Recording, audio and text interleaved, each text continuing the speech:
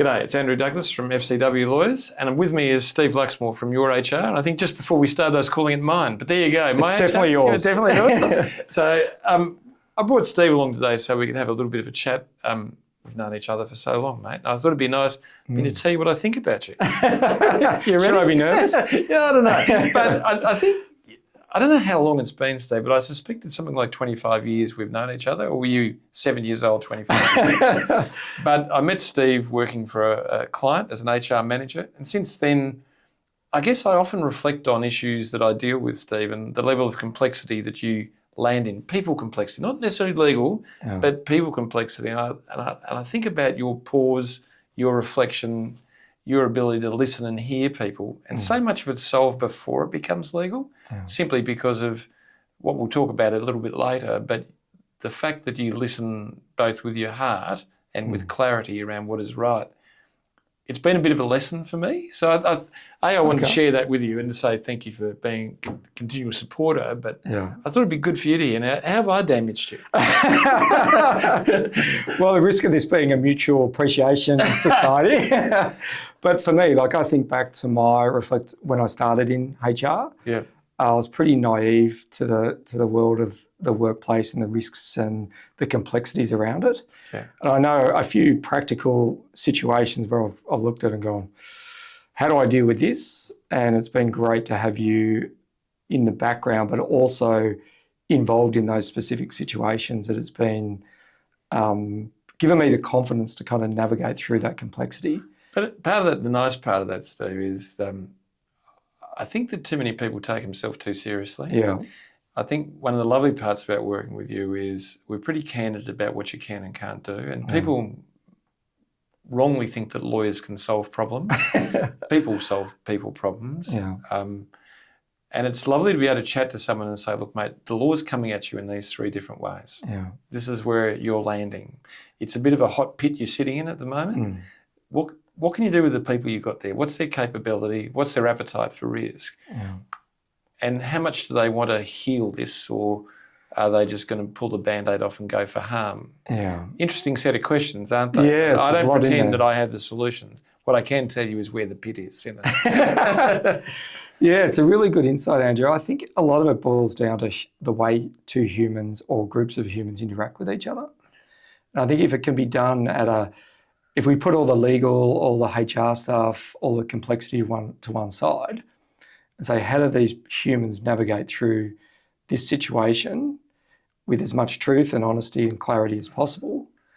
But often they don't do that, no, which is why they involve me. Yeah, let's use a really good example. You know, at the moment, if I look at the nature of the small bits of explosive work that sit around, not the big strategic parts about dealing with the fatality at work or things which require really heavy thinking and a lot of care. But the day-to-day stuff sits around flexibility at work, and that's not just flexible work arrangements. It's working from home, all these sort of issues. They're all the things that irritate people. They're when people are pregnant, how do I manage them? When I haven't managed their conduct, now I want to get rid of them because they've got to change. All that sort of small stuff that sits around the edge, law doesn't help a great deal. And the reality is it comes from broken relationships or failure to address issues. So the law that my junior lawyers are dealing with is all that noise. It's all that conflict. And people come to us and I chat to them and I go, you know, I can tell you what's going to happen if you don't get it right. And I can give you for some strategies to fixing it in legal terms. But these are people issues. And what's needed is candour and compassion. Exactly. That's hard work, isn't it? It is. And ultimately, if those situations are resolved at that interpersonal level, people can find respect and mutual respect between those individuals or within that group, then it doesn't escalate. People and they can find their place. They can find that safe place to be in. People are quite fragile, and it's often understanding what are those drivers at the level, at the psychological level for that person. What's motivating? And egos come into play. Like we do a lot of work with a lot of organisations where often it's the ego's been burnt. Yeah. And it's people's kind of, particularly from a leadership point of view, does a leader have the self-awareness to acknowledge that they might have mucked it up And could they improve? Could they change? Can I say that, when you want to see, if we look at psychological hazards and we look at one of the protective mechanisms that sits by there, which is recognition and reward, the leaders that I've loved working with most are the ones who would sit back in a meeting and go, I asked you to do this. Wasn't the right thing to do. We need to start again, or we need to fix it. What do you think? But this is mine. This is my own goal. I kicked it. So how do we do it? I think that there's a number of issues around leadership which are hard. One is leaders don't understand that building relationships of trust with their employees is critical to success and productivity, but in also the avoidance of conflict and harm. Leaders don't understand that people bring their problems to work and that those problems become work problems. Lawyers call it eggshell skull. As someone walks through the door, whatever you get, that person, they're your person. Doesn't mean you live their life, but you've got to recognise there's pressures outside of work coming. For sure. And the last part that leaders have to understand is actually it's not a nice job. Being a leader means you receive a lot of stress. You relieve, people behave badly towards you. All sorts of things happen. And you've got to work out how do you manage that. But what you can't do is try and manage that by trying to be right. That's where the ego comes in. That's the place. Even though they might be completely wrong. Yeah. That's where the place hard, isn't it? It's really hard to have that awareness and it's not a strength of mine, I want to say. I'm not the most humble person in the world, but you can be convinced. I can be convincing that I'm humble. But if we can build in our leadership group these aims of building trust and confidence, and the only way you can build trust and confidence is to tell the truth. That is the only way. So, and then the problem with truth is, which is your comment to me of earlier, which is truth can hurt. How do I do that in a compassionate way which can be heard but shows that you're telling the truth and giving a person respect in the telling of that truth? Yeah. And at the end of that, you must follow up. So it's one thing telling the truth, but if you're not there tomorrow picking them up off the floor, if that truth doesn't manifest in the way you act every day, it's not truth. It's a delicate balance, isn't it? I come across a concept recently around the difference between honesty and truth. Oh, yeah. I was sort of splitting hairs. It might seem like it's a semantic thing, but the way I understand honesty is just not telling lies. Yeah. So you can be honest with somebody, you just haven't lied to them. Where truth is disclosing bits and pieces of information that they might not. So it's a bit like beyond reasonable doubt and innocence, isn't it? So when a person's found not guilty, that's on beyond reasonable doubt, they weren't proven to do it. Yeah. But did it prove that they were telling the truth? No, it doesn't. It just proves that they weren't to that level. So honesty, I like that. It's true. Yeah, it's true. But it's also truth can be painful for people. And being a consultant, I go in, I have a very simple philosophy and led by your guidance around this sort of stuff. I go into a client and I just follow the truth. Yeah. And that makes it really simple for me. Yeah. Because if the truth leads us down this path, great. We have to adjust. How hard is it though? To use an example, we'll commonly deal with an issue of misconduct. I'm not a young man. I know misconduct has a number of different factors. And I've never come across a circumstance where the person who commits the alleged misconduct was acting alone. I never found a bad person and everyone else was good. Yes. That's not a trend. So like you, I always give this warning when we start something, and it means you lose clients every now and again. I've got to tell you, you've got to say, look, I know there is a narrative that exists around this, but for the purpose of you engaging me, I'm not hearing your narrative because it won't help you if I do. Yeah. What it means is I'll create a result that you want to get and that could blow you up. Yeah. So what we need to do is suspend that for a while. It's probably right, but let's just follow the truth. Let's hear the truth because it's likely there's a reason why this person is behaving badly, and we'll get rid of them and someone else will come and the same problems will infect them. And if what we're after is a high-performing workplace, we need to know what are the mechanisms that are holding it back from being that and harming people. And it won't be just the one bad person. But it's also professionally having the confidence to follow the truth. I think some professionals will put themselves in a situation where their values are conflicted, and then they'll stick because of the financial return. Who wants that person? But I think we're pretty capable who wants it? No, honestly. Of sacking a client if we need to, and just well, say, look, it's the other part not is for us. Clients either listen to you or they don't. Yeah. You hire someone like you or me because you want help. Yeah. And it's a burden I feel. So when someone hires me because they've got a problem, I assume they're not sleeping tonight. I assume that it's impacting their life. So I care about it. Yeah. I care about it enough to be courageous about what is right. Yeah. I wouldn't hire someone who wasn't courageous. I wouldn't want someone to come and, I was going to say lick my ass, but I said it, didn't I? I'm assuming that's getting edited. I don't think it will, actually. Oh, good. What I want to see in all life, not just in our relationships and in my staff, is I want a society that's built around argumentation, around disagreement, respectful disagreement, but I want it to be driven by truth. Because if truth isn't there, you're not going to find it. Absolutely. And if you don't find the truth, things are going to keep breaking down. Your car's got a problem. And you go to the garage and you say, "Can you fix the tyre?" And he goes, "But it might be the brakes." And you go, "No, don't worry about the brakes. Just fix the tyre." Yeah. One day you're going to have a crash and die. So the truth matters in the most essential ways. But the other part is, if you hire someone to tell the truth, they've got to tell it.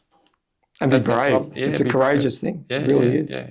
And be prepared to walk from the relationship if you need to as well. Yeah. But what I find is you don't walk. What I find is there is that argument. It happens at some stage where you're looking at each other somewhat testily, sometimes across Teams or Zoom, but often my rule is when you have difficult conversations in person and you go, "I don't like what your advice is." And I go, "Well, I don't like what you're asking me to do because I don't think it's going to work. I think it's two parts here. One, what you want to do is going to blow up. This is the legal parts that tell you it's going to blow up. This other part, emotionally, much harder to do, requires more skills, but it builds good. It builds the good straw man that you can attack and say, "Is it good? Yeah, I can." Yeah. Other people can follow it. But I bet you have people come back to you though. So because in the moment you'll tell them the truth, and that truth will be uncomfortable. And I bet you in 6 months, 12 months, once they kind of process it, they go, Andrew said this. Not always. And then you realise it. Not always. But so can I just say to you, there's examples where we've dealt with CEOs where I've been involved in their termination who are still clients, CEOs in another business because they knew that what they were presented to, A, came from me, B, was compassionate, was caring about who that person was, but provided an accurate outcome of what was necessary to happen. I think truth is hard, okay? I think my mind, when I'm about to say something which is truthful but hurtful, desperately wants to go sideways, desperately wants to deliver the message another way. And that reflection is a beautifully human quality. And what it should tell you to do is to stop and think and go, "No, I can't move from the truth, but how can I deliver it in a way that the person can hear and still be respected?" Which is where the compassion. So it's a combination of the truth with compassion and knowing where that person's at, because the truth can be confronting and allowing someone to digest it. It's like you and I will do with a client. We'll say, "Okay, we've got this situation." As I mentioned before, they'll go and reflect on it. Yeah. But sometimes it's too much for them to process at the time. But understanding where they're at. Think of the conversations you and I have had with clients, your clients over the year. Yeah. And they've been trying to get you as their advocate because they wanted this outcome. Yeah. They want an outcome. And you've deliberately come to me so there could be a voice that says no. But it's been interesting how both of us, one of the nice things, let's go sideways. But I think one of the nice parts about growing up and getting older is it doesn't matter to you. You're not as worried about losing face. Absolutely. I think when both you and I were younger, we were pretty operational. We were a bit more malleable because we wanted work, we wanted success, and we thought telling the story of the person was critical for our success, and both of us got burnt during that time. Both of us learnt that if we hurt our clients, we hurt ourselves, we didn't get the results. And you and I would argue and we'd go, "It's not where we need to be though." And then we'd realise that we were the proxies. We were the people who allowed it to happen by mouthing the platitudes the clients wanted to hear. Yeah. The nice thing about being a bit older is it doesn't matter. The mirror tells you who you are every day. You can't hide from it. Yeah. And there's a level of comfort in your own visage. You look at it and you go, "Not handsome, no hair, a bit shaved today, but I know that I'm going to be candid about myself. Yeah. And I know I can be honest and direct with other people. I feel safe when But I go there's to bed simplicity in that, though, isn't at night. there? Oh, there is. There's simplicity in life because you're not thinking of 100 things you need to cover I'm not off. trying to be someone else, and I'm not trying to be somebody else's advocate in the sense of trying to sell something which I know is not true. So for me, it brings me comfort. For sure. And it also means I know now what I do is much better than what I did 10, 15, 20, 25 years ago, because I know it's been touched by a knowledge that getting to the truth quickly actually solves most problems. It absolutely does. But it's also getting the right advice at the right time from the right person. It is. Anyway, that's my segue back to you, Andrew. I know you don't like to hear this positive stuff about yourself, but for me, it's been a great journey to have you in the back of my brain. So HR consulting is a bit like scuba diving, where you go into a workplace and you have a bit of an oxygen tube back to the surface, and you get put in lots of complex situations with people, as we talked about, people, ego, complexity, risk, all that sort of stuff. It's just a big soup of stuff. And for me, I've got a huge appreciation to you and your guidance over the years. There's been a few times where I've been in situations and your words are coming out of my mouth, and I'm also thinking, oh man. But I'm also thinking, what would Andrew do in this situation? Yeah. And that is something over the years. It's how do you acknowledge that? And I know you're. It's probably, I feel you squirming now. But look, can we let's stop now, because that's killing me. But I think, you know, if we were going to take a message out of what both of us learnt, you're a younger man than I am, but we've both been around a long time, is learning that truth is incredibly powerful if it's dealt with in a compassionate way, and that the recipient is left in a respected and safe place in the delivery of that, changes things, changes the world. It's a different thing, but it's so much more powerful than waiting until it blows up and coming to the two of us and us trying to say, look, we can move the pieces on the board, but the bomb has gone off, and the injuries have been done. The people are harmed. Trying to pull that back together is sometimes a bit like unscrambling an egg. So I think for me, the thing that I love seeing in clients is as they step up, they go, A, either we've made a mistake and this was the mistake, or B, we want to deliver this, but we recognise it's going to be hard, but we need to be candid about it. They're things I just love to hear. And I know I can do something. But when I hear people prosecuting a narrative which on their own evidence doesn't land, you're there having to have this conversation which saying, look, I know that's how you feel, but the evidence speaks. And the evidence doesn't harmonise with that narrative. And if we keep fighting that narrative, we're going to lose everything. But that's my experience. Yours, your last words? Well, what maybe, when you were saying that, what made me think about was somebody picking up a phone and calling yourself or myself and say, I've got this, I'm in a bit of a pickle, and just trusting their instincts to say, I'm in a situation, there's a lot of complexity, I'm not sure what to do, but there's so many things we could do, we could navigate the situation to solve them a whole lot. But we're always going to say, can we just go to the evidence?